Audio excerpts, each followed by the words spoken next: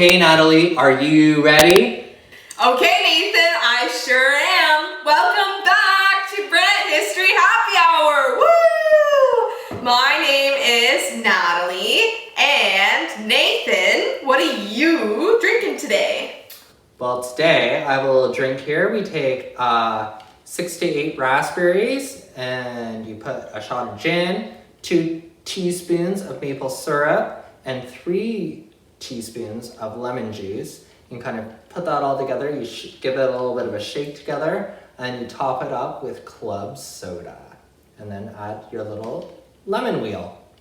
Natalie, what are you drinking? I'm drinking, I have 1.5 ounces of Canadian Club whiskey. So you have to have a Canadian brand. It could be Crown Royal too. I have a little bit of bitters in here. I also have a lemon wheel. You could also put like an orange wheel. And then I threw in some ice, of course. And I actually topped mine off with a little bit of club soda. But anyways, this is called most importantly, 2 teaspoons of maple syrup, which is really good because this is called the maple fashion, which is a take on the traditional old fashioned. And Nathan is drinking what's called a Canada Day cocktail because it's Canada Day! Woo! Okay, so this week of Brant History Happy Hour, we're going to take you through a little bit of a political episode and talk about some cool people who ran for office in Brantford because obviously it's Canada Day, so why not? And we're going to get all political on ya. So, cheers! Cheers! Okay, Natalie, so where do we begin this week? Okay, so like usual, we're going to start in Brantford, but if we're thinking about Confederation, so July 1st, 1867, but around that time, what did Brantford really look like? So Brantford was becoming this industrial hotspot, right? So you have the population is around 7,000 to 8,000 people. Bell wasn't here yet, so if you wanted to give someone a telephone ring, you couldn't, so you had to send letters. But speaking of communication, you also had the Expositor and the Courier. So those were the papers around. And the Expositor was kind of known for giving what's called liberal love. And the Courier was more conservative. And so if you were working in Brantford and living in Brantford, if you weren't essentially on a farm, in a factory or a businessman, you were probably running for office. Fun fact, Brantford was interestingly never a single riding. So instead of one Philma Coleman or Will Booma, you had like 3 of them. Brant was first fully constituted in 1853 because it was divided into East Brant, which was South Dumfries, Onondaga, East Brantford, and Paris, and then West Brantford, which was Burford, Oakland, Tuscarora, West Brantford, and finally the town of Brantford. In the 1870s, Brantford was really divided by class interests.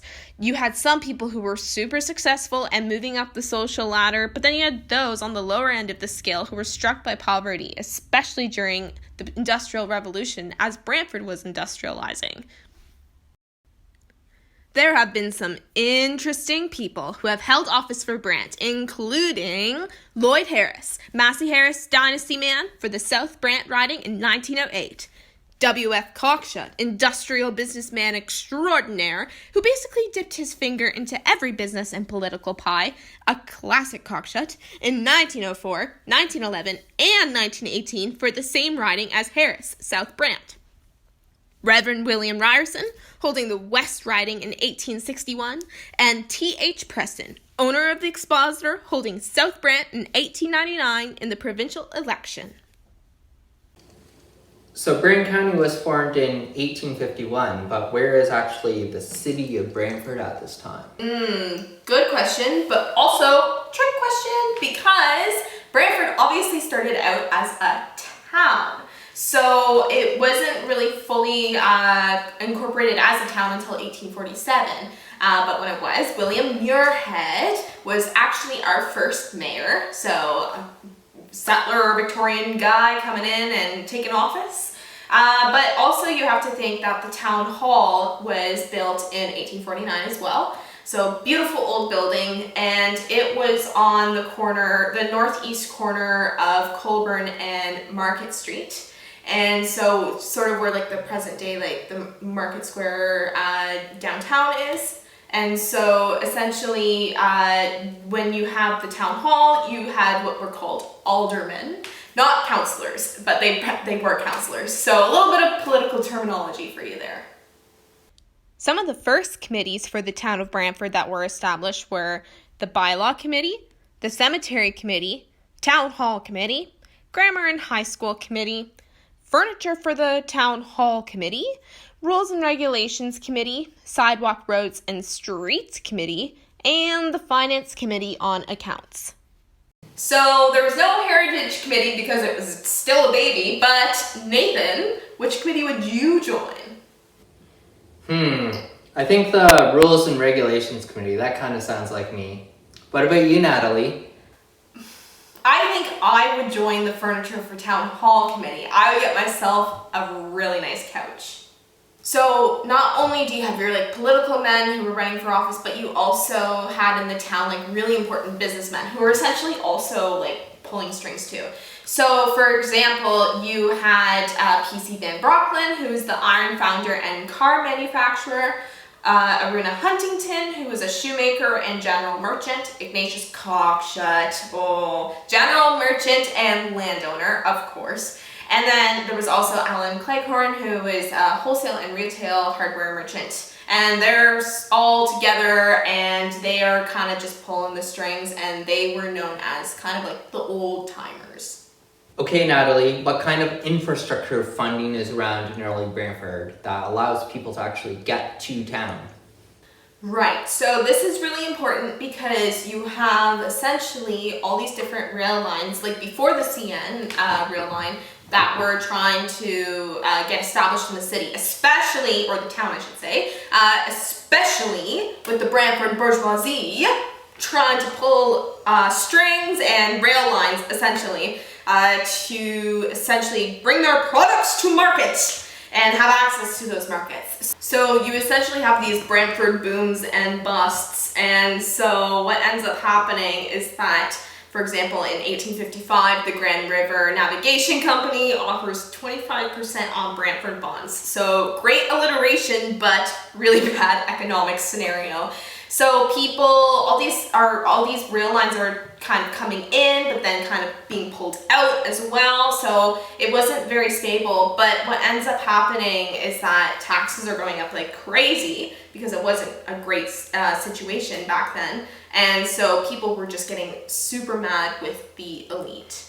So think populism is just a thing of the States? Well, think again, because there was a new sheriff in town. Or wait, no, he was actually a mayor. But in 1855, William Mathews gets elected. And so he was sort of supported by like local artisans, shopkeepers, everybody who were like, let's bring this big political structure down back to the people. Mathews, an Irishman, apparently never hesitated to condemn the rich, and when council debates would get heated, he would march up and down the table, throwing ink pots, papers, and then he would strip all the way down from his necktie, collar, coat, and vest all through these council debates. Never a dull moment. So what Brantford old-timers is Matthew working with? So Mathews is essentially trying to get the job done, and he sort of has this unlikely alliance with George Wilkes. So George Wilkes was a businessman, and he controlled one of the papers in town as well, so he was able to sort of create this image of Mathews that sort of framed him as Brantford's anti-elite savior, essentially. And so they get acquainted together and get the job done. But over the course of Mathews' time as mayor, he was all over the place in his policy. Sound familiar? And basically, Wilkes wanted to transfer power from one group of Brantford yuppies to another, and Mathews was all power to the people. Anyways, one expositor newspaper was like, should Mr. Mathews and his tools, I'm not joking, it literally said tools, be again returned to the offices they have disgraced by their incapacities, the election will show that a man may successfully pit person against person simply because they have a great life, the coolest carriage, and a nice-looking horse. Workers of the world, unite! And Mathews lost the election. Fingers crossed that history repeats itself. Yay, death to populism! So Mathews is done then? No. We can kind of tell he's kind of a troublemaker, but even though he loses that election, he actually comes back as mayor a couple more times, like in 1873 and 1874. Also, he gets involved later on as magistrate in the John Anderson case. So, just a little recap, John Anderson was a fugitive enslaved person who, when he's coming up from the States, he actually ends up accidentally killing someone who he ran into. And so this case became internationally renowned because Anderson came to Norfolk County and he was actually interned at the Brantford jail. And that's how Mathews sort of gets involved in this affair. And so a little teaser trailer for one of our episodes to come very soon. So there's other people than just Mathews on the political scene, right? Oh, yes. Let's take it up a couple of notches here. So we got Evie Wood. So Evie Wood was actually another very big personality, and so he was originally from Beverly Township, but he actually loses an arm in an accident on his father's farm. So he ends up coming to Brantford in around 1850 to practice law. And so that's how he sort of gets his training, and he ends up sort of entering this political landscape before Confederation, but he ends up running for office. And he actually, when he was a lawyer, would go head to head with Arthur Sturgis Hardy as well, when they were just little lawyers in Brantford. So, he gains the Liberal nomination in West Brant. One time, he was giving some big address, he was screaming all over the place, and another politician, Darcy McGee, what a cool name. Anyways, Darcy McGee was like, LOL, there goes Big Thunder!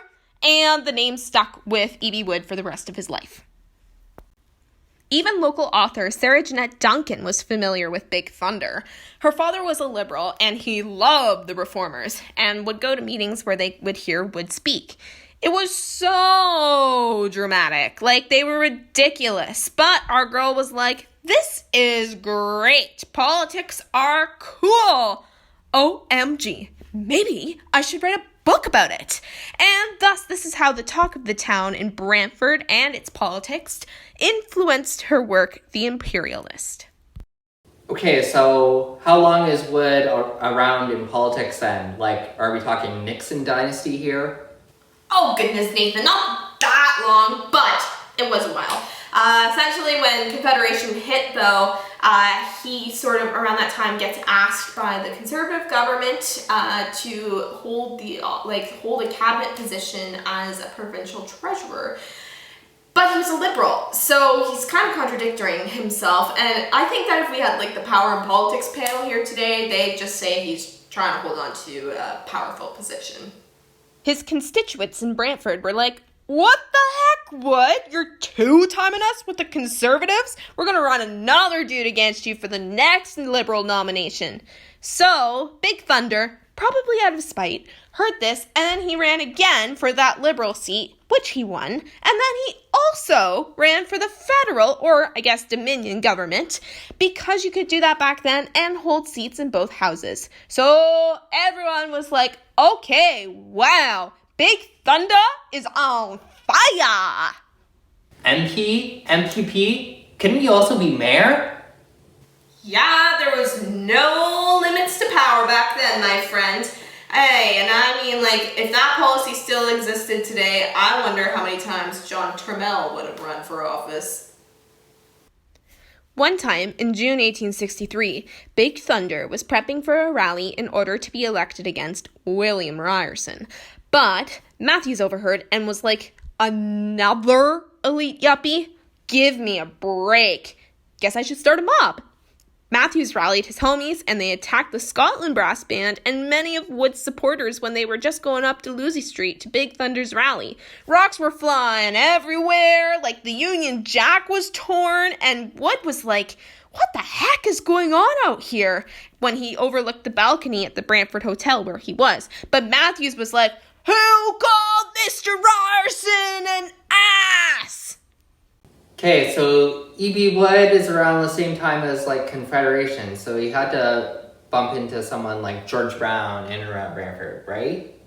Well, whether or not they bumped into each other or not, maybe in a debate, George Brown definitely had his connections to Brantford. And so we do have to recognize, though, that the daddios of Confederation, like they're pretty controversial in Canadian history, especially with the way how they treated Indigenous groups. So we definitely have to recognize, when we're thinking about Confederation and the formation of the settler state, how that's oppressive, right?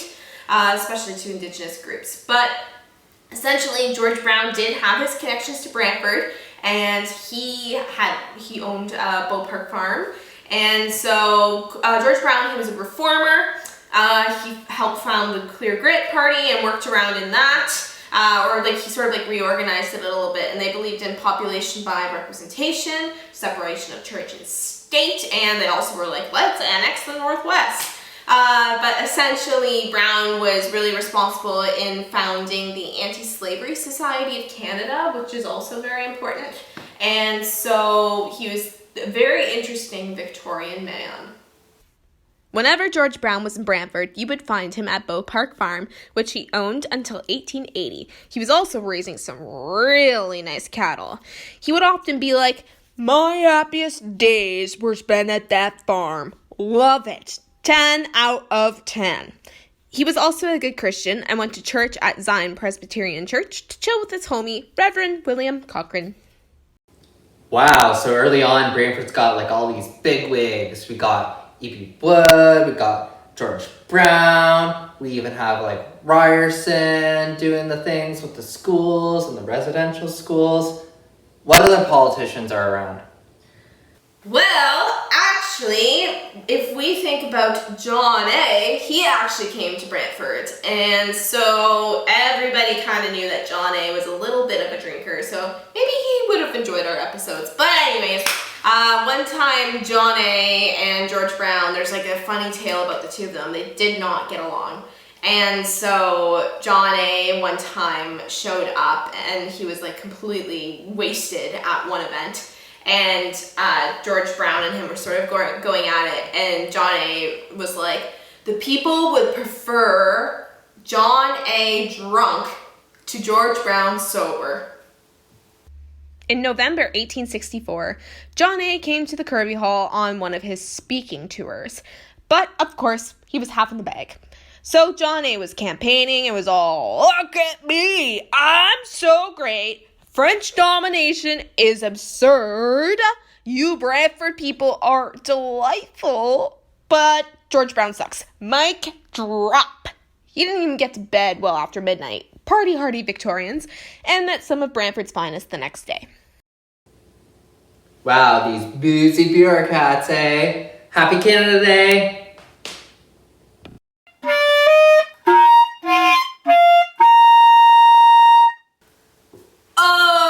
So someone told me one time that provincial politics were boring, but they were obviously wrong because they haven't heard about Arthur Sturgis Hardy. Tell me all about him. Well, Hardy was born in Mount Pleasant in 1837, right in the middle of the rebellion, the Upper Canada Rebellion. So he was a Sagittarius, essentially, but he was born into a UE Loyalist family, another whole political realm. He went to Rockwood Academy near Guelph and studied law with his uncle, who was also a Hardy and who was practicing in Brantford. So when he passed as a barrister, he entered into partnership with his uncle, but in 1867, woohoo, special year, but he started going solo after that. So in 1873, Hardy succeeded Wood throwback in the provincial election, and he was kind of known as Little Thunder. So he also had this amazing election track record, like he never lost. And John Turmel could probably learn a couple things from him. Within 3 years, Hardy was already proving to be a great politician and debater.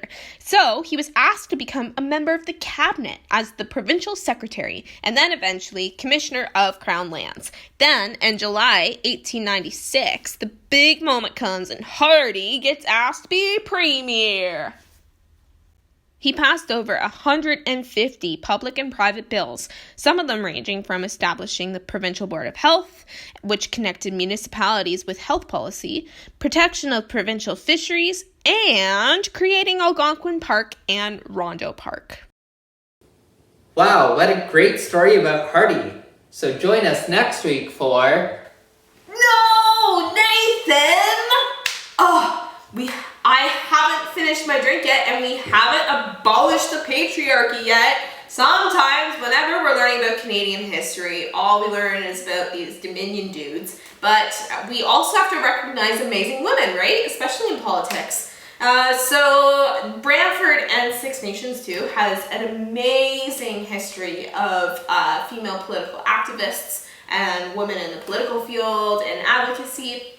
You have Ethel Brant Montour, a great Six Nations activist. You have Adelaide Hoodless, who was a settler, and she helped establish women institutes in Canada. And then one of my personal favorites is Emily Stowe, who was one of the first female physicians in the country. And so Emily Stowe helped lay down the foundations for the suffragette movement and the passing of the women getting the vote. In 1919, she helped lay that foundation. She never got to see it because she ended up passing away before then. But she was really critical in forming the first part of that movement. So, Stowe was born near Norwich in 1831. She grew up in a family of Quakers, and the Quakers were sort of like this religious group which supported the Reformers during the Upper Canadian Rebellion in 1837. So right off the bat, she's breaking barriers, she's getting involved in politics, and when she was 15, she was already teaching. Like, it's crazy. And so she had the guts to actually apply to Victoria College in Coburg, but they ended up rejecting her because women weren't always on their top priority at the time. So instead, to further her education, she went to the Toronto Normal School. Okay, you said Norwich, but then how does she get to Brantford? Well, Stowe was hired in 1854 to be the principal at Central School, so she's already in a leadership position by the age of 23. Man, I got some work to do. Anyways, she taught there till she got married, but she basically was one of the first female principals in Upper Canada, which is crazy.